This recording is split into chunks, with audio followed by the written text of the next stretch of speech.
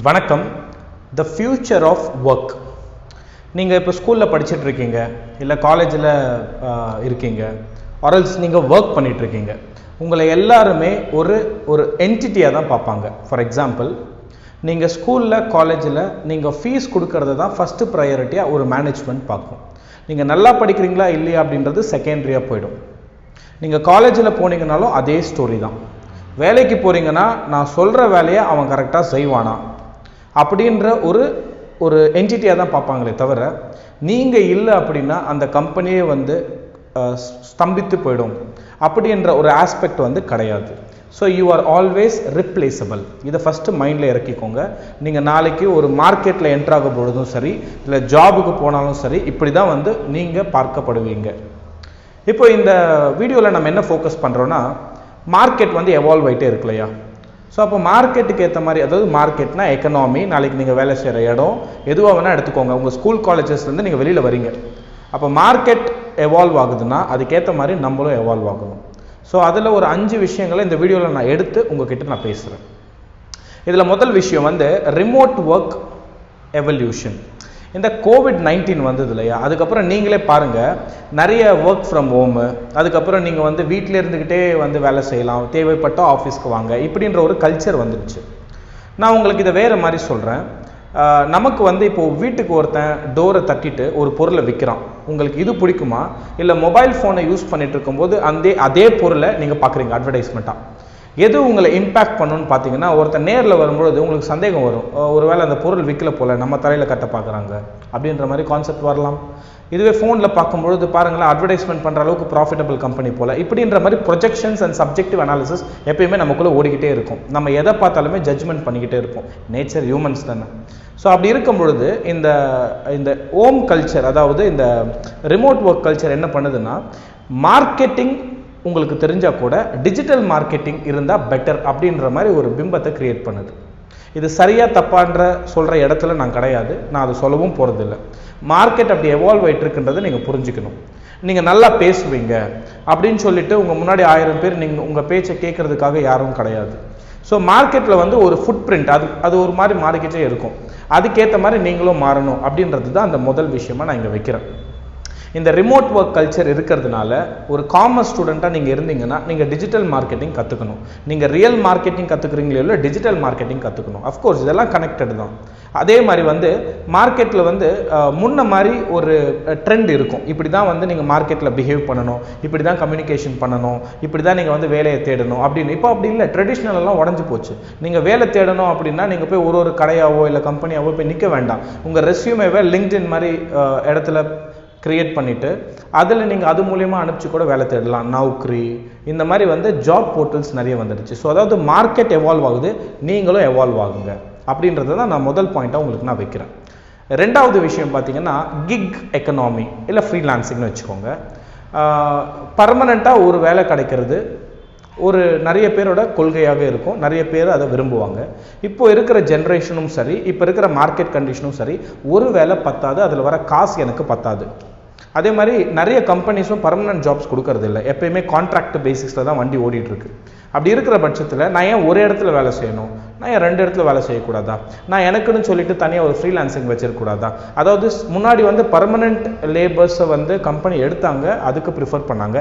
இப்போது அதுக்கே நேர் எதிராக என்னாச்சுன்னா, எம்ப்ளாயீஸ் எல்லாருமே கான்ட்ராக்சுவல் பேசிஸில் இருக்கிறதுனால எம்ப்ளாயீஸுமே புரிஞ்சுக்கிட்டாங்க, why don't we follow something called a gig economic concept. அதாவது நான் 4-5 இடத்துல வேலை செய்வேன். இப்போ ஈவன் நீங்கள் என்ன எடுத்துக்கிட்டால் கூட நான் கரஸ்பாண்டிங்காக ஒரு 3 இடத்துல 4 இடத்துல வேலை பார்க்குறேன். ஏன்னா காலையில் ஒரு இடத்துல, மதியம் ஒரு இடத்துல, அப்புறம் ஈவினிங் ஒரு இடத்துல, வீக்கெண்ட்ஸில் ஒரு இடத்துல. ஸோ இப்படி நம்மளே செக்ரிகேட் பண்ணிட்டோம்னா ஒரு பக்கம் நம்ம ப்ரொடக்டிவிட்டி அதிகமாகும், நமக்கு மார்க்கெட்டில் என்ன தேவைன்றதை சீக்கிரமாக புரிஞ்சுப்போம், முக்கியமாக காசும் வரும். ஸோ இதை நீங்கள் பண்ணணும் அப்படின்றத நான் விரும்புகிறேன். ஆனால் ஒரு மாணவன் நாளைக்கு வேலைக்கு போகிறான் அப்படின்னா இதில் ஒரு பெரிய பிரச்சனை என்னென்னா, முதல்ல வேலை கிடைக்குமா, படித்ததுக்கு வேலை கிடைக்குமா, படித்ததுக்கு வேலை கிடைச்சி அப்புறம் நான் அது போனால் அது எனக்கு பிடிக்குமா, பிடிச்சா அதில் ப்ரமோஷன் இருக்குமா, ஏன்னா பிடிச்ச வேலைன்னு சொல்லிட்டு அதை மட்டும் பண்ண முடியாது, ஏன்னா காசு ரொம்ப முக்கியம் இல்லையா?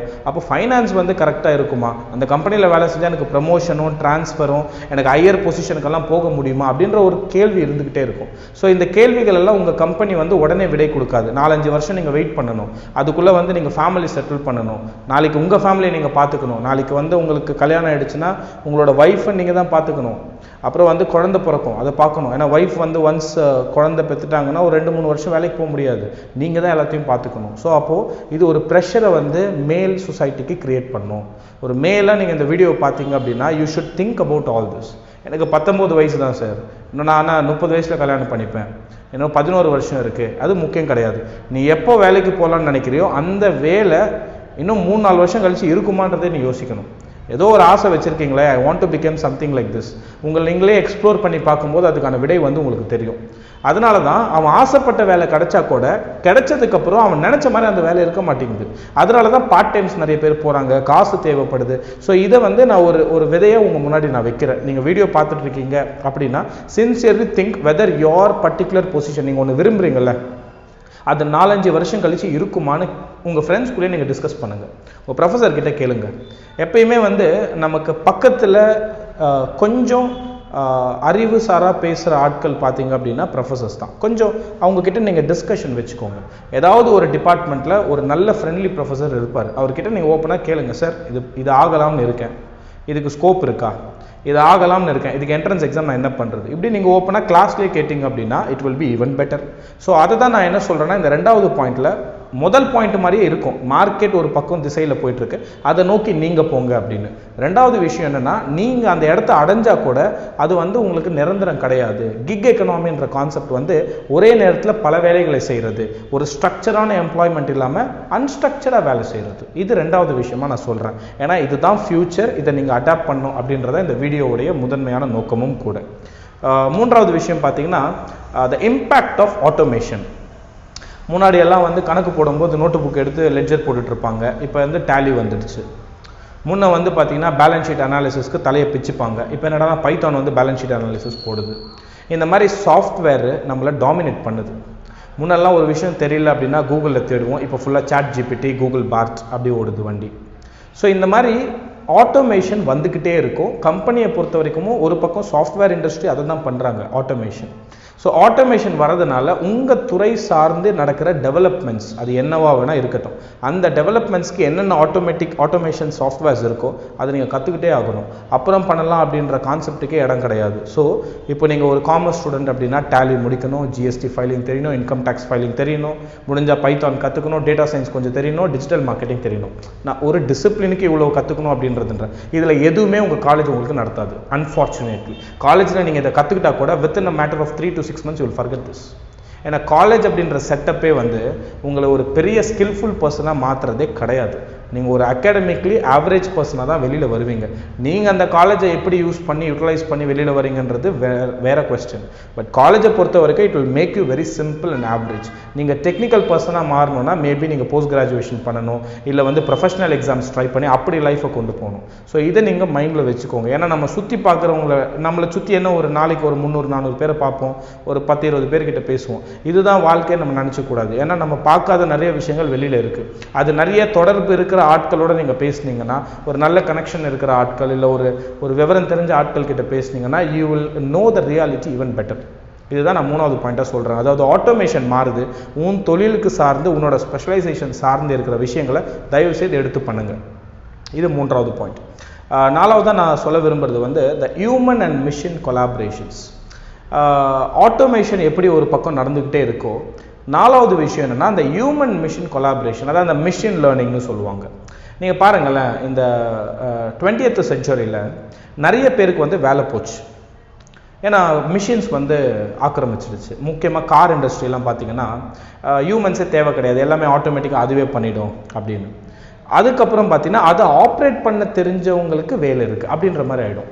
எப்படி நம்ம ஆட்டோமேஷன் சொல்கிறோமோ, உனக்கு அந்த சாஃப்ட்வேர் தெரிஞ்சால் வேலை அப்படின்ற மாதிரி ஆகிடும். ஆனால் என்ன நடக்கும்னா, you must know that the demand for the world is continuously increasing. ஆனால் அது எந்த திசையில் போகுதுன்னு யாருக்குமே தெரியாது. இன்க்ளூடிங் நீங்கள் எக்கனாமிக் அஃபேர்ஸ் ஆஃபீஸரை கேட்டால் கூட அவரால் வந்து குத்து மதிப்பாக டேட்டா வச்சு இப்படி மூவ் ஆகுதுன்ற ப்ரொஜெக்ஷனும் எஸ்டிமேஷனாக கொடுக்குமே தவிர அக்யூரேட்டாக யாருக்குமே தெரியாது எக்கனாமி எந்த டைரக்ஷனில் போகுது. இப்போது சில நேரங்களில் அரசாங்கம் வந்து எக்கனாமி எந்த டைரக்ஷனில் போகணுமோ அதுக்கேற்ற மாதிரி பாலிசி, அதுக்கேற்ற மாதிரி டேரிஃபு, அதுக்கேற்ற மாதிரி கோட்டான்னு ஃபிக்ஸ் பண்ணுவாங்க. பட் ஈவன் கவர்மெண்ட் கூட சில நேரங்களில் தப்பான டிசிஷன் எடுக்கலாம். ஸோ அதனால் என்ன சொல்ல வரோம்னா, மார்க்கெட் அப்படின்றது அன்பிரடிக்டபிள், அன்பிரசிடென்ட். ஸோ அதனால் நீங்கள் மார்க்கெட் இப்படி தான் இருக்கும்னு நினைக்கவே கூடாது. அப்பப்போ அதில் ஏதாவது மாற்றம் வந்துக்கிட்டே இருக்கும். அதை நீங்கள் வந்து அப்டேட் பண்ணிக்கிட்டே இருக்கணும். அதுதான் அப்டேட்ன்ற வேர்டு என்ன மீன் பண்ணுதுன்னா, நீங்கள் அடிக்கடி அதில் என்னென்ன மாற்றம் நடக்குதோ அதை நீங்கள் கொஞ்சம் பார்க்கணும். ஸோ இந்த மெஷின் லேர்னிங்ன்றது முக்கியமாக இப்போ நீங்கள் ஒரு பர்டிகுலர் ஸ்பெஷலைசேஷனில் இருக்கீங்க, அங்கே வந்து முக்கியமாக உங்களுக்கு சாஃப்ட்வேர்ஸ் எல்லாம் அதிகமாக இருக்குது அப்படின்னா அதை நீங்கள் தெரிஞ்சுக்கணும். ஒரு பக்கம் ஆட்டோமேஷன் நடக்குதுன்றதை நீங்கள் உணரணும், அதுக்கப்புறம் அந்த மிஷினை நீங்கள் கற்றுக்கணும். இதுதான் நான் அந்த 3வது 4வது பாயிண்ட்டை சேர்த்தே உங்களுக்கு நான் சொல்கிறேன். One side the automations are happening, please know what are the things required for your specialization and please do learn about that. இதுதான் அந்த மிஷின் லேர்னிங் என்ற கான்டெக்ஸ்ட். கடைசியாக நான் சொல்ல வர்றது என்னென்னா, இந்த 5th பாயிண்ட் வந்து adaptability and life long learning. இடத்துக்கு ஏற்ற மாதிரி நீங்கள் உங்களை மாற்றிக்கணும். அதாவது ஆட்களுக்கு ஏற்ற மாதிரி நீங்கள் மாறணும்னு அவசியம் இல்லை. நீயாவே இருக்கலாம், அது பிரச்சனை கிடையாது. அடாப்டபிலிட்டி அப்படின்றது, நீங்கள் ஒரு இடத்துல வேலை செய்கிறீங்க, உங்களுக்கு ஒரு விஷயம் தெரியல அப்படின்னா அதை நீங்கள் கற்றுக்கணும். இல்லை எனக்கு அது பிடிக்கல, நான் வேறு வேலைக்கு போகிறேன் அப்படின்றது அவசியம் கிடையாது. நீங்களே உங்களை யோசிச்சு பாருங்கள். அடாப்டபிலிட்டி நீங்கள் எவ்வளோக்கு எவ்வளோ வந்து சீக்கிரமாகவும் அவங்க சொல்கிற வேலையும் கரெக்டாக பண்ணுறீங்களோ அந்த இடத்துல வந்து உங்களுக்கு எந்த பிரச்சனையும் வராது, உங்கள் ஜாப் கண்டினியூ ஆகிட்டே போகும். அதே மாதிரி விஷயங்கள் வளர்ந்துக்கிட்டே இருக்கும். Life long learning. நீங்கள் ஒரு ப்ரொஃபஸராக இருக்கணும்னு மட்டும் அவசியம் கிடையாது லைஃப் லாங் லேர்னிங் பண்ணணும்னு. நீங்கள் எந்த துறையில் இருந்தாலுமே உங்கள் துறைக்கு சார்ந்து இருக்கிற விஷயங்களை நீங்கள் கற்றுக்கிட்டு போய்கிட்டே இருக்கணும். ஈவன் நம்ம இது எல்லாத்தையும் நம்ம எங்கே குற்றச்சாட்டாக சொல்கிறோம் அப்படின்னா, அகாடமிக் இன்ஸ்டிடியூஷன்ஸ், அதாவது எஜுகேஷ்னல் செட்டப்பே ரொம்ப வீக்காக இருக்குது. என்ன வந்து நிலவரமோ, என்ன மார்க்கெட்டில் தேவையோ அது ஒரு பக்கம் போயிட்டுருக்கு. நாங்கள் படிக்கிறது, நாங்கள் சொல்லித்தரது வேறு பக்கம் இருக்குது. ஸோ இதை வந்து கனெக்ட் பண்ணுற வகையில் ஒரு சின்ன த்ரெட்டு தான் நம்ம பேசுகிறது எல்லாமே. நம்ம பேசுகிறது எல்லாமே பிரச்சனைகளை தான். அந்த பிரச்சனையை நீங்கள் அதை பார்க்கணும் அப்படின்றதான் சொல்கிறோம். இது எப்படி தீர்வு காண போகிறோம் அப்படின்றது it's a question mark. So நீங்கள் தான் என்ன பண்ணணும்னா, மார்க்கெட்டில் உங்கள் துறை சார்ந்து இருக்கிற விஷயங்களை கற்றுக்கிட்டு அதுக்கேற்ற மாதிரி நீங்கள் வந்து உங்கள் லைஃப்பை ரன் பண்ணணும். முக்கியமாக காலேஜ் ஸ்டூடெண்ட்ஸு அவேர்னஸ் இல்லாமல் இருக்காங்க. அப்படியே தெரிஞ்சால் கூட அதுக்கான இனிஷியேஷன் பண்ணுறதில்ல. மேபி மோட்டிவேஷன் இல்லையா, ஃபைனான்ஸ் இல்லையா அப்படின்றது நமக்கு தெரியல. ஆனால் மாணவர்கள் வந்து இன்னும் கூட வேகமாக ஒர்க் பண்ணணும் அப்படின்றது தான் என்னுடைய ரெக்வஸ்ட்டும் கூட. ஏன்னா நீங்கள் ஒரு ஆட்டோவில் வந்து ஆண்டவன் மிகப்பெரியவன் இருக்குது அப்படின்னா, ஆண்டவன் மிக பெருசாக இருக்கிறதுனால தான் இந்த உலகத்தை படைச்சான் அப்படின்னு சொல்லி முடிச்சுட்டு போயிடலாம். அப்போ ஏன்டா அது ஆட்டோ பின்னாடி எழுதுனேன்? ஆண்டவன் மிகப்பெரியவன் அப்படின்னு சொல்கிறது ஆண்டவனை நம்ம வந்து பெருமைப்படுத்துறது கிடையாது. It's a reminder. நமக்கு மேலே ஒருத்தன் இருக்கான், அந்த ரிமைண்டர் தான் நம்ம எஜுகேஷனும். அப்பப்போ வந்து நீங்களே உங்களை ரிமைண்ட் பண்ணிக்கோங்க, நீங்கள் போகிற ட்ராக்கு கரெக்டாக இல்லையா அப்படின்னு.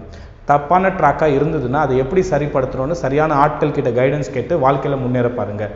நிறைய சம்பாதிக்கணும். சிம்பிளாக to put everything in a perspective, earn more, spend more, live your life.